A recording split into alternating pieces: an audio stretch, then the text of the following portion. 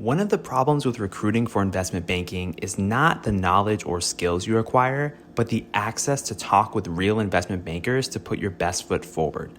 Our sponsor, WSO Academy, can provide those connections with 60 head mentors who are finance professionals at top firms like Goldman, Centerview, and JP Morgan. Imagine being able to get on the phone within 24 hours with one of the Academy's 1,300 mentors right before a critical interview. Get on the waitlist for WSO Academy today by clicking the link in the show notes or by visiting wallstreetoasis.com/academy.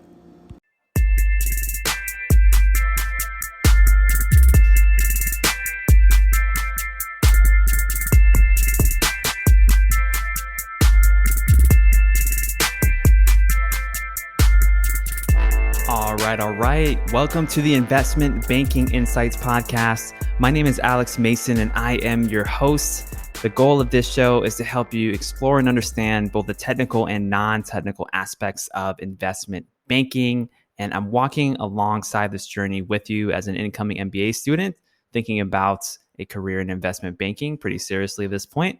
And so we're going to go through some accounting questions here. And we've been talking about financial statements in a lot of detail.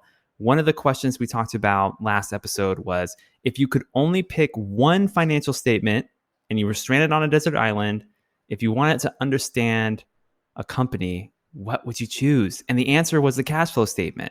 And that's because cash flows ultimately tell you the health of a business. It's the flow of cash, not just cash at one point in time, but the nature of the cash flows, how much they're growing, etc.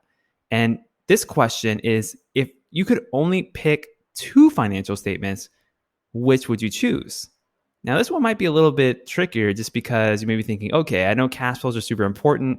That's why I would choose that one if there was only one out of the three. But when you get to picking two, it's like, okay, what would I pick? And the answer is, well, before I get to the answer, I don't want to jump too quickly into it. I want to talk about how I think about this. I think about what I'm trying to achieve. I want to get as great a picture of the firm's financials as possible.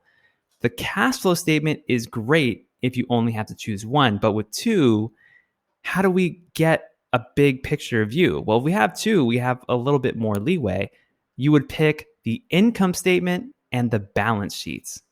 The income statement and the balance sheet. And why is this?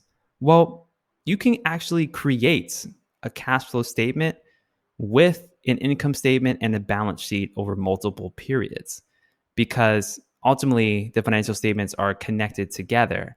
And so an income statement tells you profitability. Your balance sheet shows financial position, what the company owns versus what the company owes.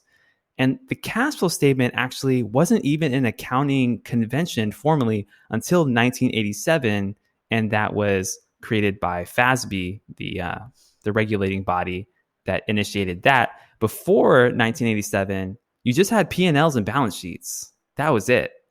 And that was enough to get a really good understanding of a firm's financial position.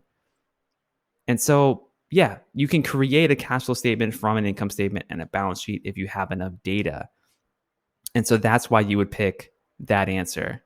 So that's it for this episode of Investment Banking Insights. We're going to continue going through the questions.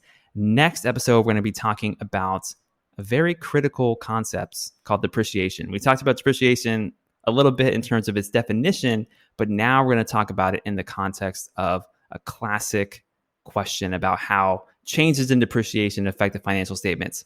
All right, I'll see you in the next episode. This is Investment Banking Insights, and my name is Alex Mason. I'll see you later.